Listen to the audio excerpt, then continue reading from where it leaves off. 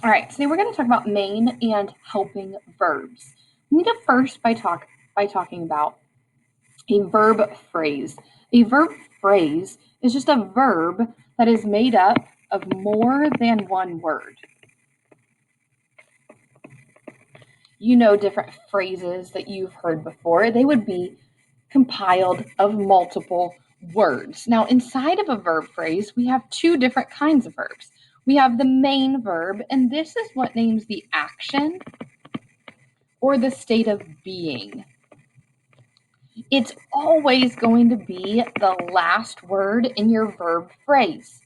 Before your verb, or your main verb, we're going to have a couple of other what we call helping verbs. They're going to come before that action verb, and they always tell us the time of the action.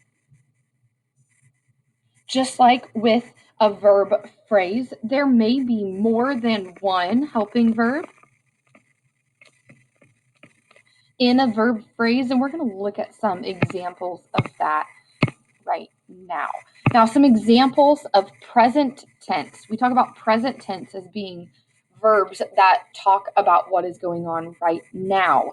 We have am, has, are, do, can, does, and is. All of those are what we would say present tense helping verbs.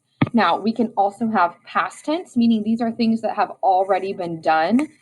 Words like was, were, had, did, and been all describe words that take place in the past.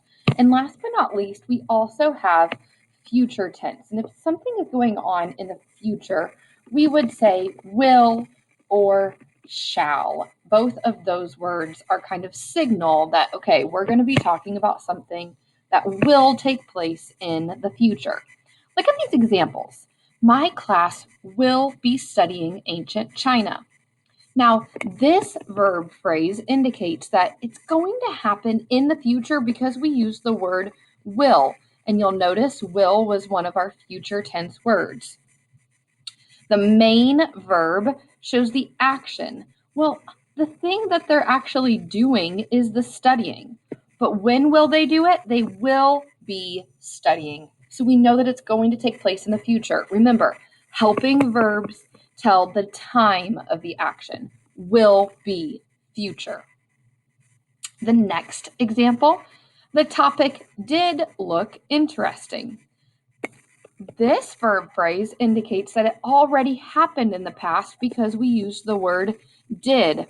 Remember, did was one of our past tense helping verbs. The main verb shows the state of being. They what? They did look interesting. Let's do a couple of examples together. Our teacher had made plans to go on a field trip. Let's start by circling the entire verb phrase. Our teacher did what? Had made.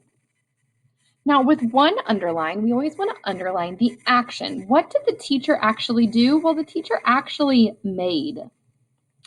But now our helping verb will tell when they made. Did it happen in the past, present, or future? Well, with two underlines, we're going to underline twice the word had.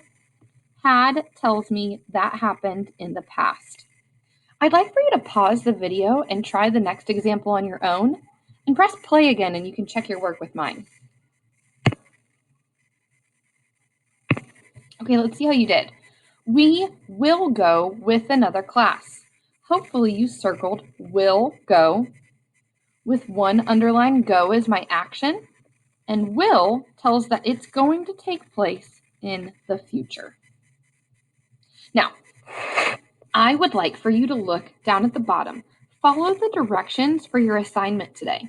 Go ahead and wait until you have your journal page in front of you.